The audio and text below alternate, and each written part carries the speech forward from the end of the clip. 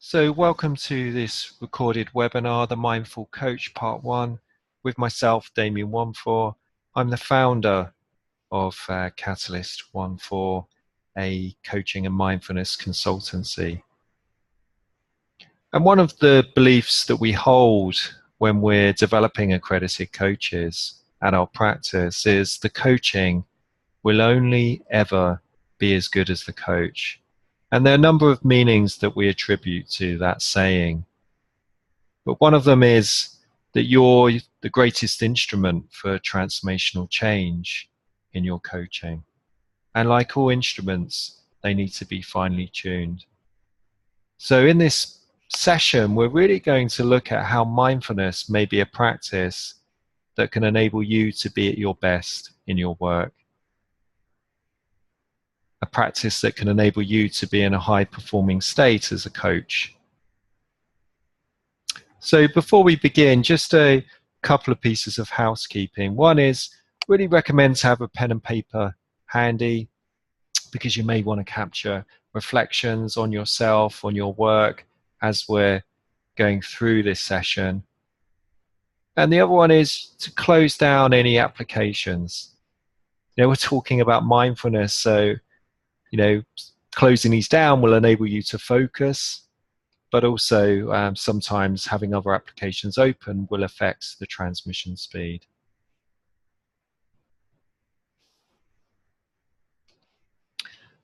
So mindfulness is a contact sport. And we're going to start the session by just taking a mindful pause. So if you just want to shift your posture, just so that you come into a posture that is embodying alertness, so is upright as you sit in the chair, and just bringing the eyes to close. So we're just going to take a moment just to arrive in this seat.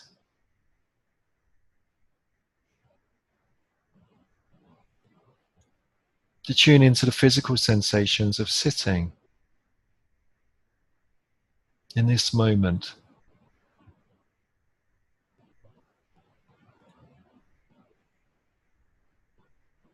Feeling the sensations of the ground beneath our feet and the chair supporting us in this moment.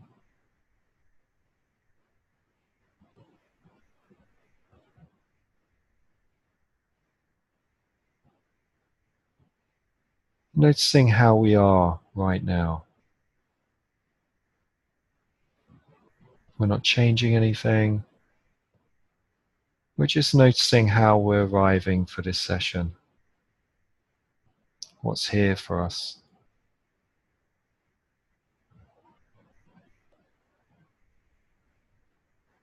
And just for a few moments, we're just going to take some conscious breaths. So as we breathe in, just tracing the air as it enters the nostrils and moves through the body to the lungs. And as we breathe out, tracing the air as it moves out through the body and through the nostrils.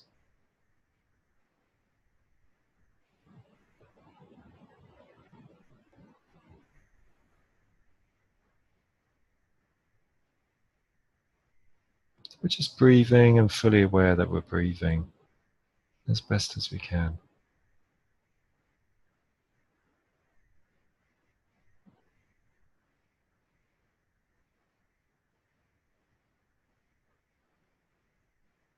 And now slowly allowing the eyes to open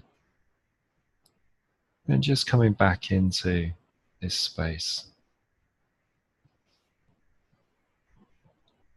So on the screen in front of you, you can now see the objectives for this session. And this session is really part one, because we're going to start to really reflect on how mindfulness can support us in our practice as coaches. A quote that I really like from Daniel Siegel is, you need to put your own oxygen mask on before helping others with theirs. And so in this session, we're really going to be exploring how mindfulness can help us develop more presence and also develop a greater level of emotional intelligence as a coach. And we'll explore that in a short while.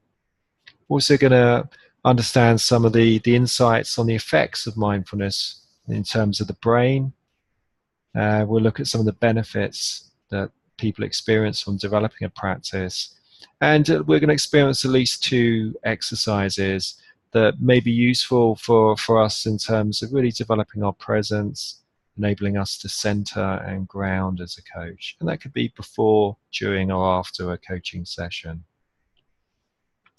So with those in mind, I'm just going to ask you to just pause for a moment and just think about what you personally want to achieve from this session. And how do you need to be to get the most from our time together as well? You're investing your time by listening and watching this session. So this is your contract for yourself to enable you to get the greatest learning. If you've got a pen and paper handy, you may just want to capture a couple of notes regarding that.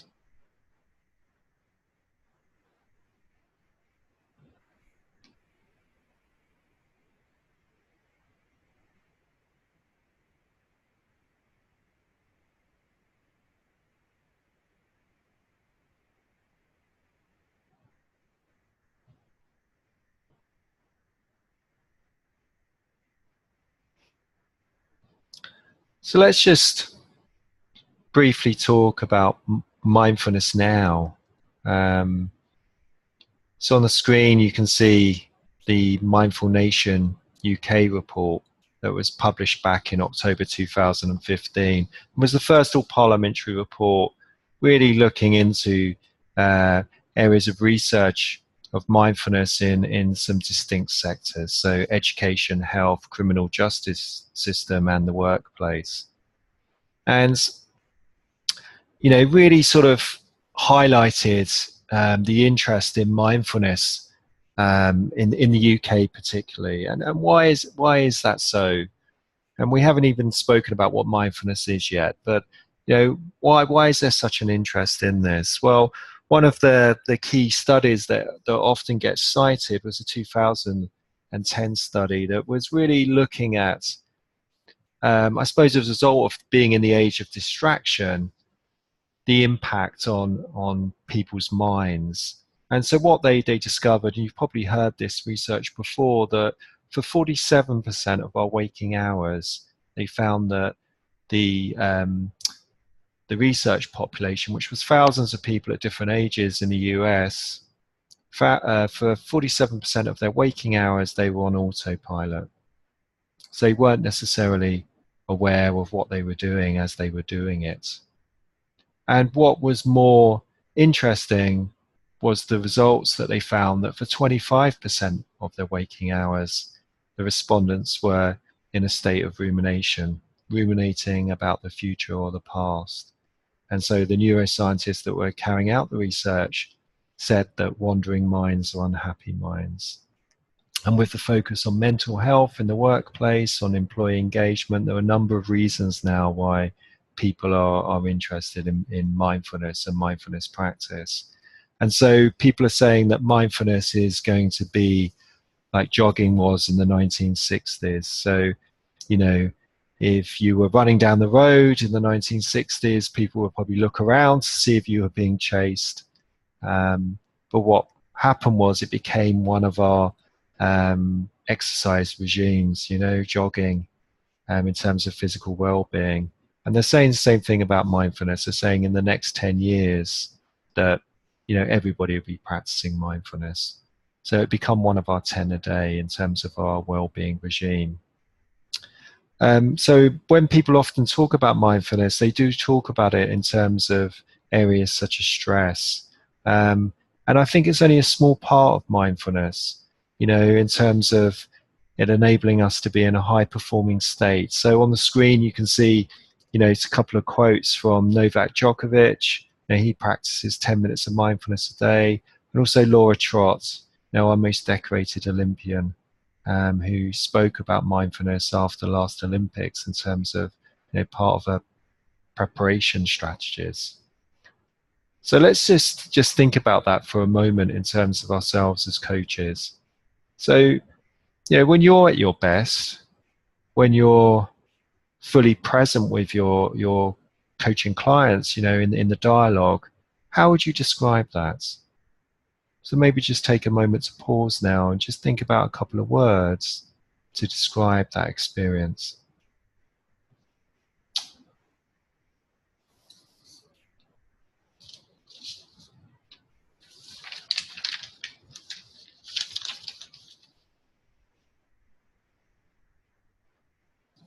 So on the screen you can see a quote that I've adapted from Douglas Silsby, who wrote the book Presence-Based Coaching. So, often when coaches are describing presence, they use words in this definition. So the cultivation of being, we're not doing coaching, we're being a coach, we're being in the conversation, we're being with the client. And a heightened and expanded awareness of the coach, characterized by the felt experiences of stillness, timelessness, and connectedness. So for me, this is really about our inner game, enabling us to be in what Timothy Galway describes as self-two, enabling us to be with what positive psychologists describe as a flow state.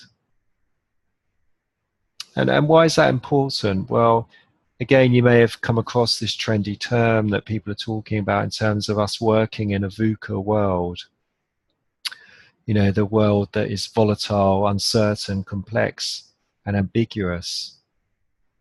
We only have to think about recent world events to see how, like no other time before us, we're impacted more than ever.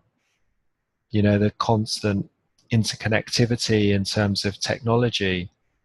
We live in an age of distraction, and we can really understand why there's such issues now in organizations such as mental health. But what this really means is, as coaches, we need to find that inner place of stability, that inner compass, to enable us to work within this context, because otherwise we will, be affected. And on the screen now you can see a 2014 study by Shermerly that, really sort of raised the spotlight on the secondary stress that coaches experience. And when you think about the work that we're doing in terms of when we're in a dialogue, attuning and sensing into a relational field with our coaching clients, there's a sense of, so what are we doing to enable us to be at our best, to self-manage, to take care of ourselves, to be fit for purpose.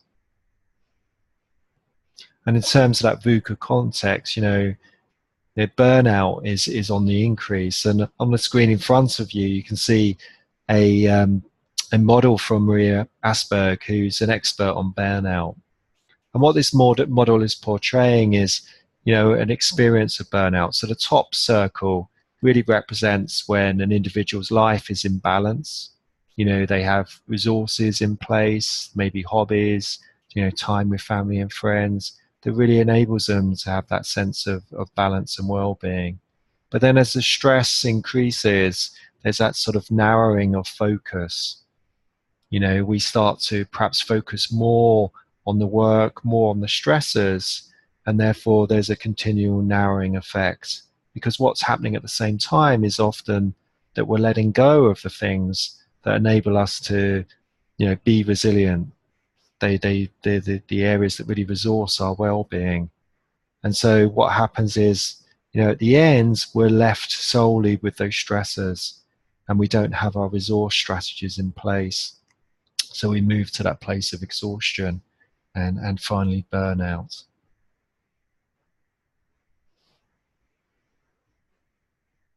And so one of the areas that, personally I experienced when I started practicing mindfulness in around about 2003 onwards, I developed a regular practice, was the impact it had on my levels of emotional intelligence. So on the screen in front of you, you can see Goleman's model in terms of the quadrants of emotional intelligence.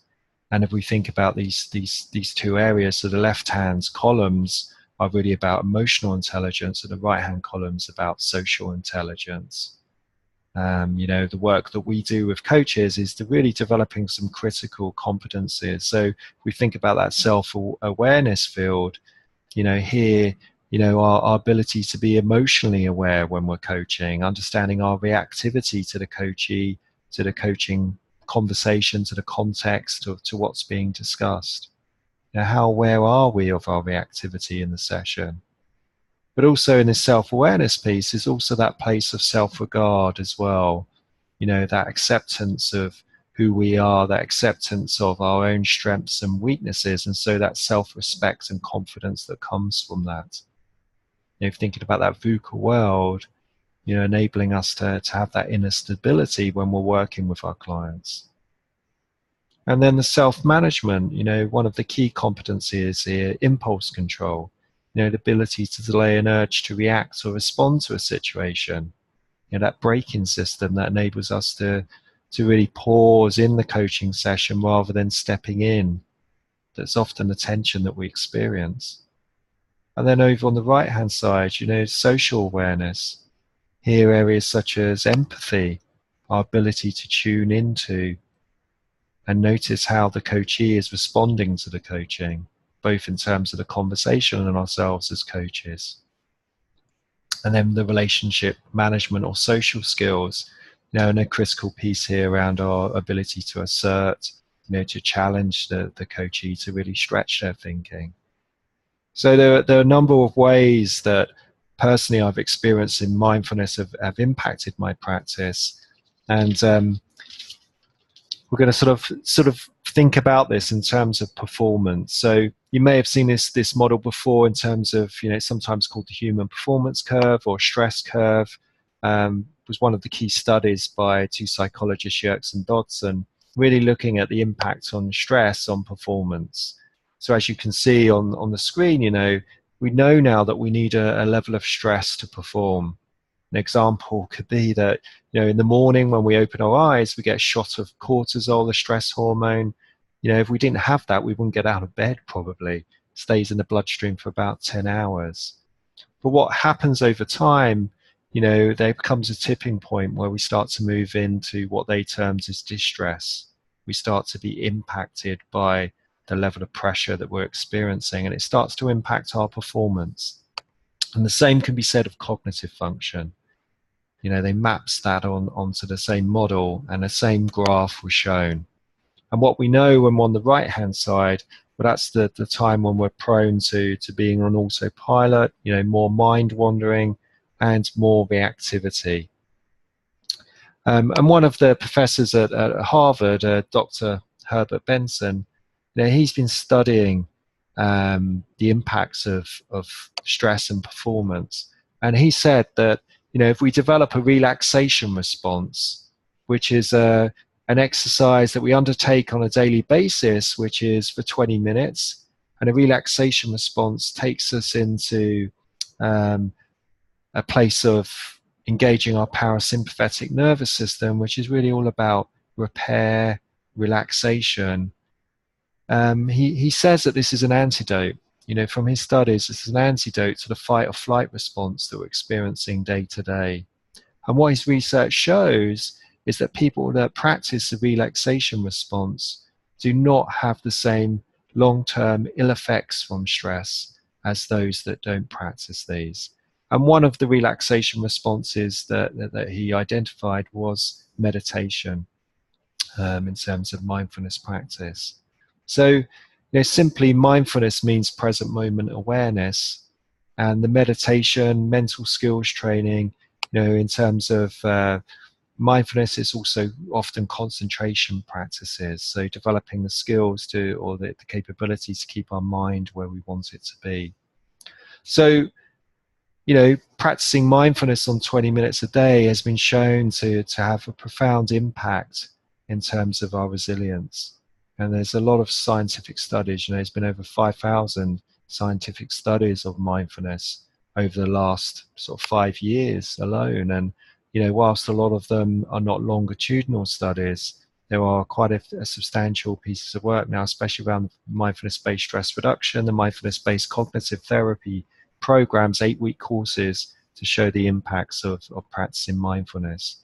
So with that in mind, let's do a short practice. So we're going to do a mindfulness of breath practice, which is a great exercise to prepare for a coaching session. So I'm going to take us through this exercise. We're only going to do it for around about 7 minutes. So again, just getting ourselves into a comfortable sitting posture. So having both feet flat on the floor, just having the hands resting in the lap, sitting upright in the chair, bringing the eyes to close. If it's comfortable for us to do so, having the tongue resting on the roof of the mouth. And that's just to encourage the air to circulate through the nose. Lots of research to show the benefits of nasal breathing now. And maybe just lowering the chin ever so slightly, just to lengthen the spine at the back of the head. So we're sitting upright and tall in the chair, and yet we're comfortable and relaxed. So let's just start by bringing our attention to having our feet on the floor and the physical sensations of having our feet on the ground. So we're not conceptually thinking about our feet, we're really feeling into our feet in this moment. And we might notice pressure on different parts of our feet, temperature, contact with the shoes we're wearing, tingling, numbness, and maybe there's nothing at all. We're not creating a sensation, we're really just noticing what's there for us. And now also noticing where else we make contact with the chair that we're sitting in, the backs of our legs,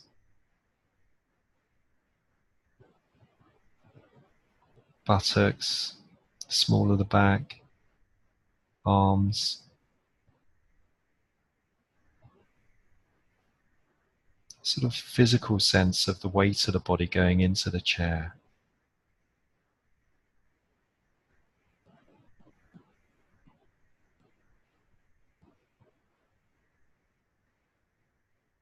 And now feeling into the body and noticing the height of the body coming out of this space. So seeing if we can get a felt sense of the height, the spaciousness of the upper body. And as we're noticing the torso, the arms, the shoulders, the neck and the head, we might notice if we're holding any tension anywhere. We often carry stress in the body, in the hands, the shoulders, the neck, the jaw, around the eyes, in the forehead from all the thinking that we do day to day. And if that's true for us, we notice any tightness, just seeing if we can relax that part of the body as best as we can.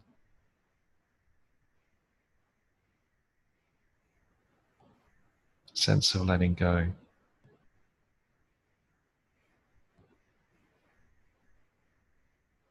And now feeling into the body and noticing where we connect to our breath most easily. So that might be at the end of the nose. We might be experiencing the air as it's moving in and out the nostrils.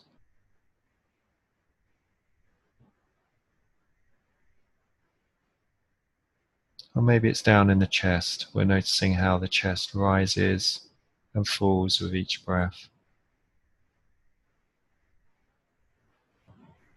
Or maybe it's down in the diaphragm. We're noticing how the belly, the backs of the ribs are expanding and retracting with each cycle of air as it flows in and flows out the body. We're not grasping at the breath, we're not controlling the breath. We're trusting the breath can breathe itself, and we're bringing a relaxed awareness. We're seeing if we can experience the physical sensations of breathing. as a way of enabling us to stay in the present moment.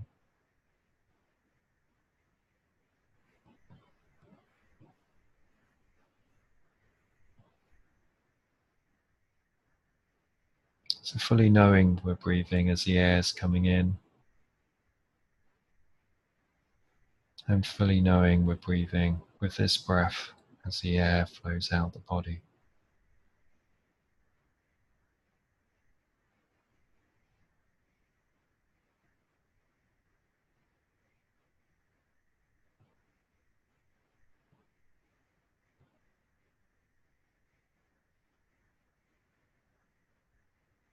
And as soon as we notice that the mind has kicked in and we've moved into a virtual reality of thinking, the practice is simply to notice. We might give that a soft mental note. We might say that's thinking. And then without judgment, we're just going to relax into the body, reconnect with the breath, and bring our awareness back to rest here, and we start to fully experience the next in-breath.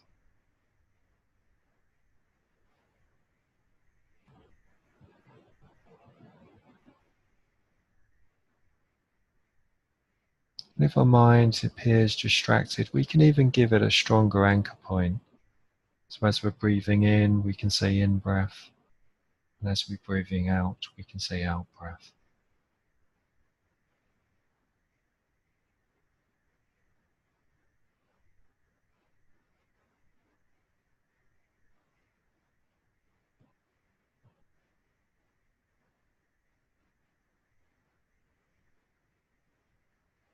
And every time we notice the mind has kicked in and we've gone off into a train of thoughts, the practice is the same. Just notice where the mind has gone. Say that's thinking. And then without judgment, come back. Guide our awareness to rest firmly on our breathing again. And start to fully experience the next in-breath.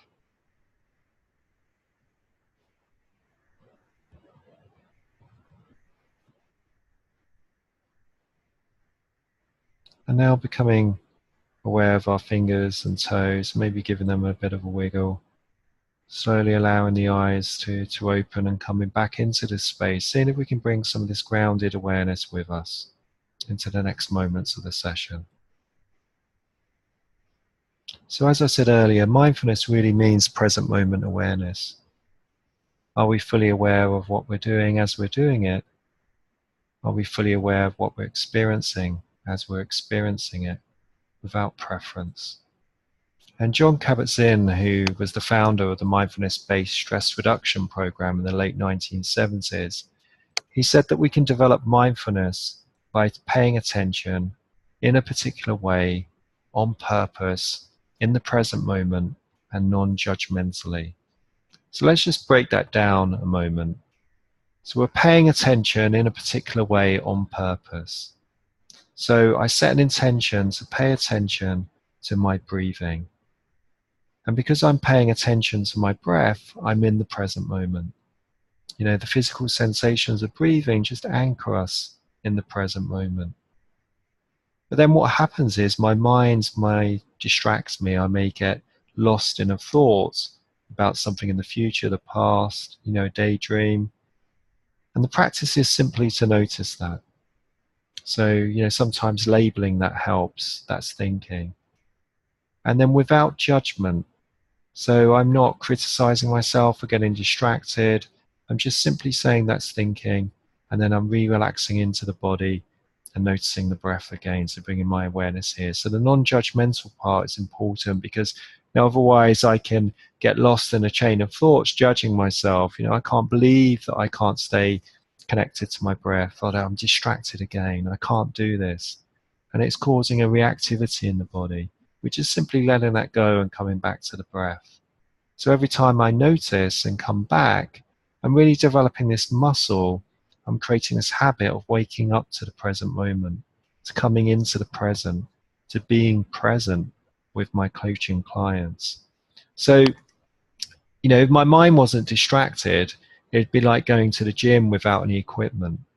So actually, every time my mind is distracted and I'm coming back to the breath, I'm really developing this muscle.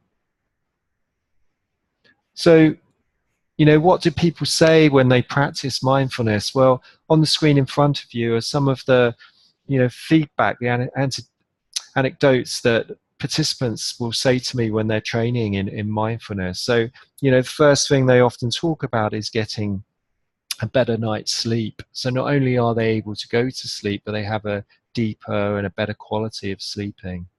And then they would talk about how they're showing up in their lives, so being more present, calm, self-aware, greater sense of balance, a sense of connection and empathy with others. And then they talk about some physiological benefits in terms of lower blood pressure, stress, anxiety. Strengthened immune system is an interesting one. They will often talk about not getting the same office ailments as everybody else. So there's many scientific research based projects now to demonstrate the impact of mindfulness. In terms of neuroscientists, they will often describe people that practice mindfulness as having a more integrated brain. And in terms of that integration, really what we see is a greater capacity to regulate their brain. So we're interested in two aspects of this, and the 8-week studies show time and time again that people that practice mindfulness have a greater capacity to regulate their focus and attention, and also a greater ability to regulate their emotional response. So an emotional regulation. And on the screen in front of you, you can see one of the first studies, which was by Sarah Lazar from Harvard. And there's a TED talk on this, talking about her research with meditators and non-meditators. And what we see is, in these various studies, that there are certain brain structures that thicken. And when we're talking about thickening, it's a greater sense of blood flow. So the insula is one of those, and that's really involved with awareness of the body. It's also involved in empathy, and the prefrontal cortex, which is really our ability to regulate our emotions and our focus and attention, concentration.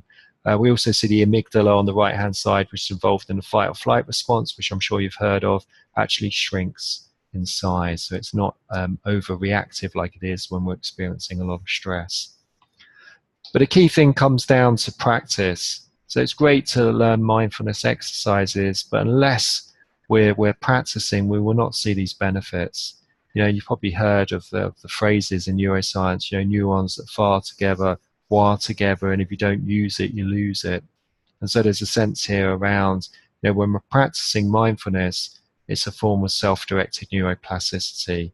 We know that focus shapes the brain, and actually this repetition of practice will actually create these new structures in the brain. So practice is a key thing, and people will often ask me about how much should I do on a daily basis. We're seeing from some studies from Richard Davidson in the States that after around about 3 hours of practice, we start to see some structural changes in the brain. But again, the key thing is repetition. So 10 minutes a day regularly will see some impact. I always encourage people to try and do around about 20 minutes a day, because then we start to really understand our mind, our habits, and really what's going on our mind, our tune of the week. So having a formal practice is one way that we can practice mindfulness. But one of the quite well-known mindfulness teachers, a lady called Sharon Salzberg, she says, mindfulness is easy, but remembering to do it is difficult. So, one of the I suppose thought leaders in the UK, Mark Williams, he was the professor at the Centre of Mindfulness in Oxford. He spoke about mindfulness bells in his book, Finding Peace in a Frantic World. This idea that we can have, everyday routines as a way of enabling us to wake up, take a pause, take a mindfulness breath in the moment. So an example of that is when the alarm clock goes off, rather than pressing snooze, taking some mindful breaths and really checking in around how we are in the present. Or perhaps when a traffic light stops us on the way to see a coaching client, instead of just sitting there, perhaps getting anxious or frustrated, just taking some time to take some mindful breaths and go inside.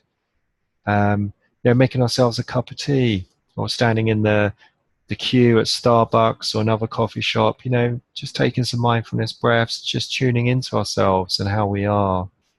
A great one is, as we're walking into a reception, a client's office, walking into reception mindfully paying attention to our feet on the floor, how it is to sit down, taking some breaths, or even walking into the coaching room as we feel the handle, and as we're opening the door, really paying attention mindfully. Even getting our keys out, getting in the car to drive to the coaching sessions or when we're returning home. Again, we can just choose to take some mindfulness breaths. So let's just do another exercise now, a 3-step breathing space, which is another great exercise for enabling us to wake up, step out of autopilot, and enable us to really be there. So again, it's a great one to do before and after a coaching session. So I'm going to take us through this exercise. So again, coming into a comfortable sitting position, upright in the seat, both feet flat on the floor, just a posture that dignifies awakeness, alertness.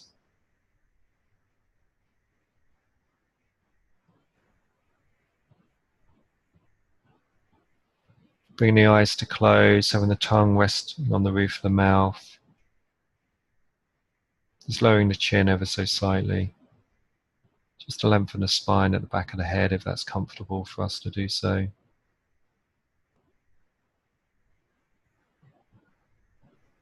And step 1 is acknowledging. So just noticing the quality of the mind in this moment. Is the mind clear or cloudy, distracted, calm? Just giving it a label. We're not getting lost in a story of why it's that way. We're not wishing it were different. We're just acknowledging what is.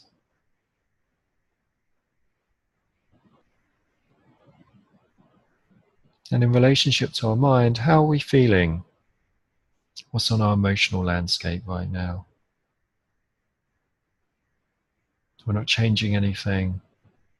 We're simply acknowledging what's here for us.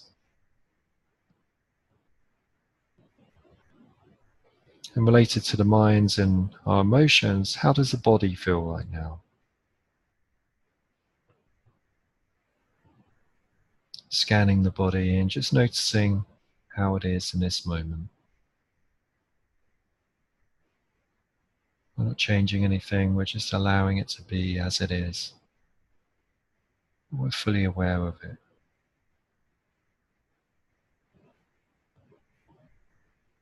And now step 2, gathering.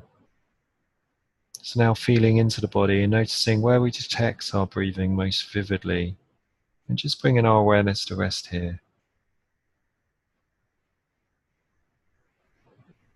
So again, it may be at the end of the nose, in the chest, or down in the diaphragm.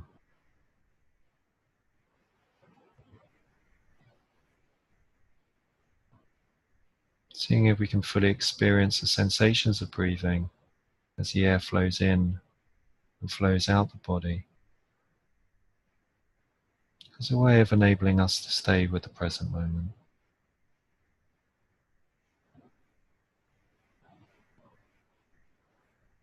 Fully being with this breath in this moment.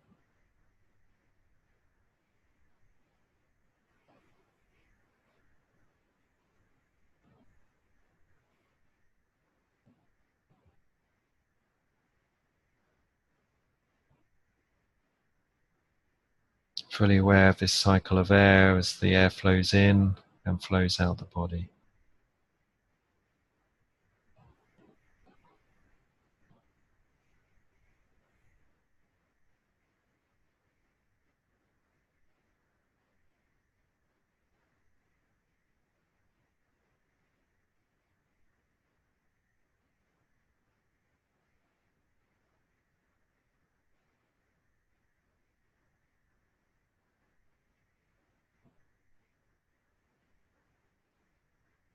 And as soon as we notice that we lose contact with the breath, we've moved into a place of time traveling in the mind.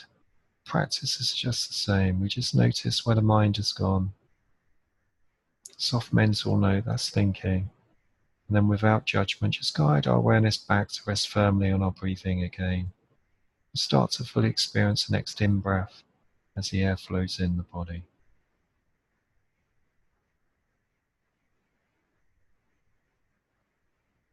Just breathing and fully aware that we're breathing.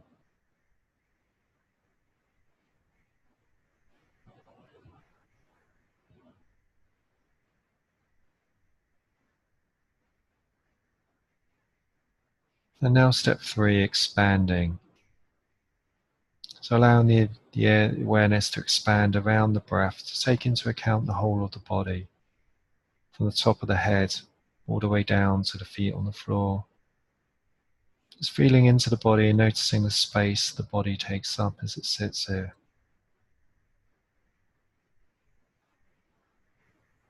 Feeling into the space around the body.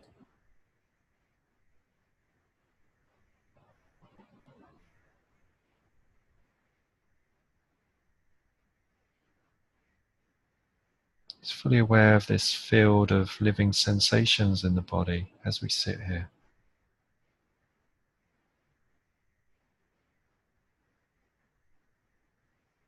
And expanding our awareness to take into account sounds that we're experiencing in this moment. Sounds in the body and sounds outside the body.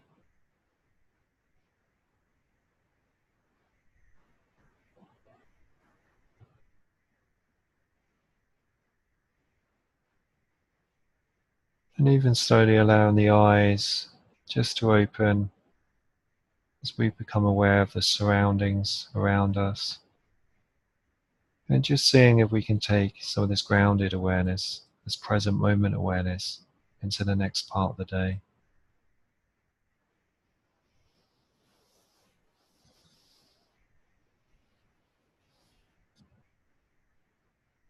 So you may now, have connected to this concept of mindfulness for the first time, or perhaps you've been practicing in the past and you're thinking about, reconnecting with your practice. So on the screen in front of you, you can see some resources. So on the website page, under resources, you're going to find some recorded sessions. You can download MP3s.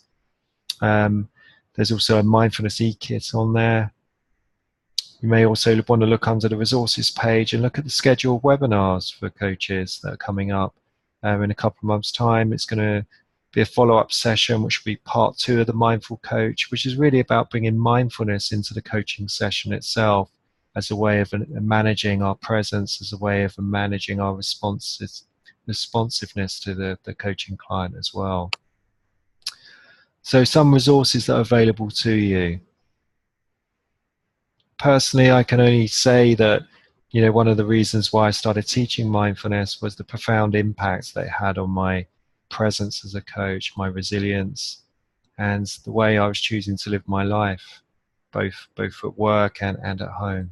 So I really hope this session has sort of made you interested in practicing mindfulness. But I would say it's not for everyone. So I'd say, until you started practicing, you can really then gauge whether this is right for you to do or not. So as a way of closing this session, I'm just going to encourage you just take a moment to pause and reflect on some key insights that you're taking away for you as a coach in your practice. This session was never about teaching you teach mindfulness to your coaching clients. As I said earlier, you need to put your own oxygen mask on before helping others with theirs.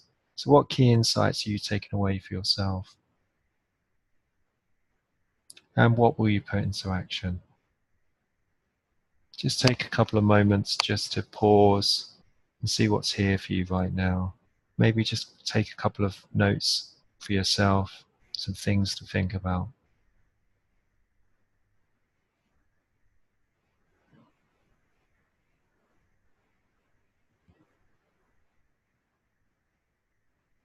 And so I really hope that you've enjoyed the session, you found it valuable in terms of your practice, your ongoing development. Please check out our website under the resources page, www.catalyst14.co.uk, because there's a number of free webinars that are going to be happening, one a month, for the rest of the year. So I really hope that you'll dial in and join some of those live sessions in the coming months. Any questions, please feel free to get in contact with myself. So Damion, Damion, @catalyst14.co.uk. Be great to hear from you.